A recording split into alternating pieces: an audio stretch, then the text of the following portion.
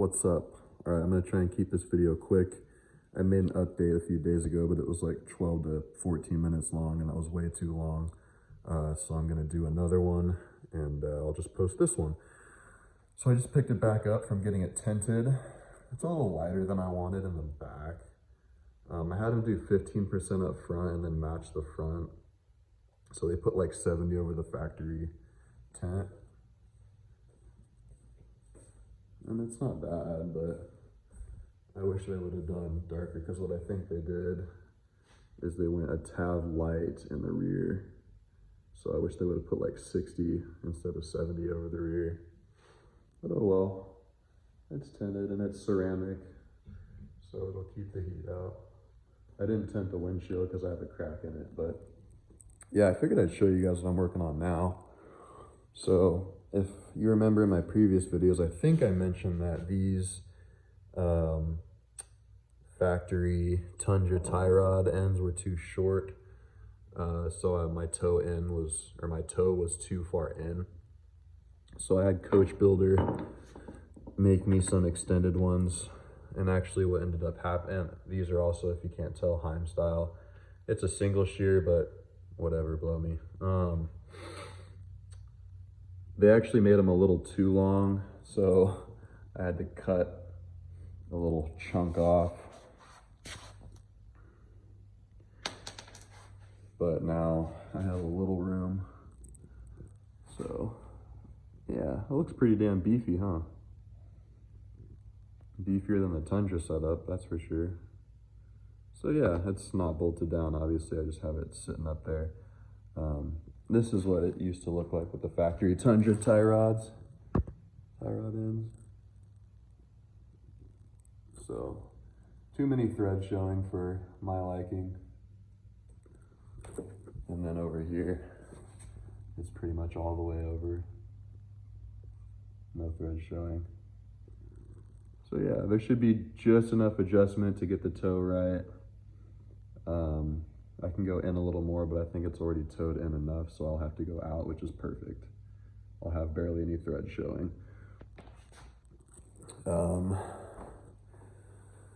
Let's see, what else? I've done about 500 miles so far, so the break-in for the diffs is done. I drained the cheap 80/90 fluid I bought for the diffs.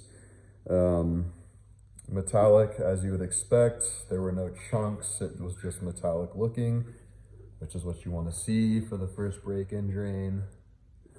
And then I put what ECGS recommends, which is the Lucas 85/140 weight oil. I'm trying to think what else. Everything else is going smoothly so far. I keep getting this weird, it sounds like, you know, if you've ever changed a wheel or a tire and you've accidentally hit the dust shield and bent it into the rotor. I get that sound every, I don't know, it's so sporadic. I don't know what's happening or why it's making that noise. I keep checking the shield and it's not being bent into it. So I don't really know where that noise is coming from. I don't see anything rubbing or any clearance issues anywhere. So I don't know what it could be. I might end up just taking the shield off completely and just maybe something's pushing it into it at some point. I don't know. But that's really the only issue that I've had in the first 500 miles. I did have a leak from the drain bolt in the rear diff, but after changing the oil, cleaning off the bolt itself and then cleaning off its seating position into the housing, it doesn't seem to be leaking now. So it was either just loose or it had some crud on the crush washer and it wasn't seating properly. So that's good to go. I had some squishiness up in the brakes, but as I've been driving it, it's been going away. So I think I just need to bleed it one more time. I think I'm gonna buy a little bleeding machine, just make it easier on myself. But yeah, and then if you can't tell, I don't remember if I showed this or not. I went ahead and cut the front bumper some more. I just wanted to play with it because I still have my Outgear Solutions front bumper coming, so I figured I'd just mess with this a little bit. I actually really like how it came out. I just followed that second bottom line and just cut it up and then cut over here as well. So I think it looks, I really like it actually. But yeah, I think that's pretty much it. Haven't really hit any big snags. Drives great. No shakes. I've gone about 90 miles an hour and no vibrations, no shakes. So I can't complain on 40s. Even my 35s and my 37s didn't even ride that well. So I'm trying to think here. Oh yeah. If you have any ideas on this, let me know. When I have my ABS wires plugged in, it will not let me shift out of fourth. Like it'll go 1, 2, 3, 4, 4, 3, 2, 1 as needed. It will not go fifth and sixth. I thought it was speed related, like the speed on the speedometer was preventing it from shifting higher because it thought it was going a lot slower than I actually was. But I had the speedo recalibrate. I put in the speedo recalibrator in there and the speed was showing correctly, but it still wouldn't let me out of fourth gear, wouldn't let me go to fifth or sixth.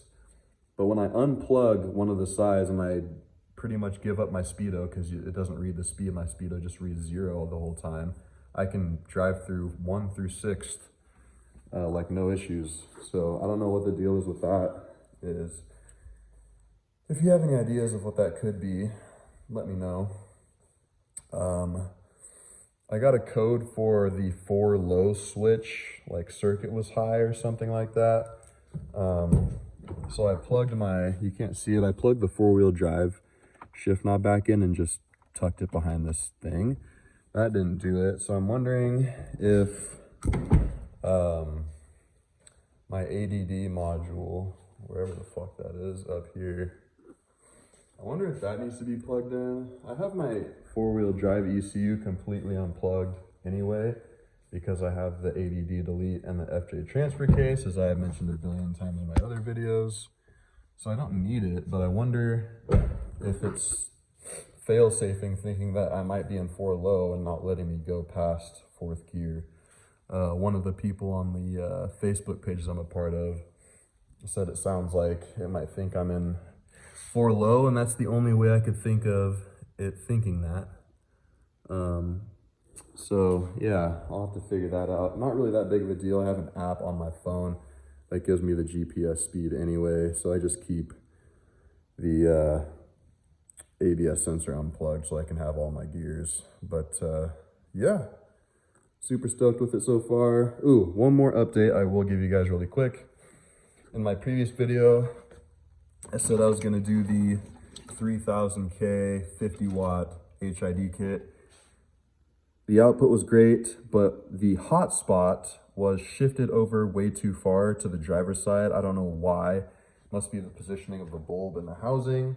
It was lighting up the wrong part of the road. I can't twist the bulb because it's a stationary bulb. There's nothing to modify on it. So yeah, I couldn't use it. So what I ended up doing was spending another $200 fucking and got the Headlight Revolution. I don't know if these are Headlight Revolution bulbs, but they're the SV4s, and it is 3000K color temperature, I guess you'd call it, and it's perfect. There's no warm-up times like an HID bulb. It's an LED, and it's still I believe 2.5, 3 times brighter than stock, and it's yellow, so it's pretty fucking bright. So I should have done this in the beginning. I didn't even know they made an LED with a yellow temperature output that was bright enough. But yeah, these are pretty damn bright. It's like looking into the sun is what I call it. So yeah, I'll have to test those out in the snow or in some rain, but I think it's gonna do very well. And I'll show you compared to my Diode Dynamic Pro Series. So yeah, it's a little less yellow than the Diode Dynamic fogs, which is perfect because it's in a low beam, so you don't want too yellow, you won't be able to see anything. So yeah, just wanted to give you guys that update. I'm at the 10-minute mark, so I'm just gonna end it right here. I will see you guys in the next one. I'm not sure when it's gonna be, but I should have my Outgear Solutions bumper soon, so I'm assuming it's gonna be that. So I'll see you guys in the next one.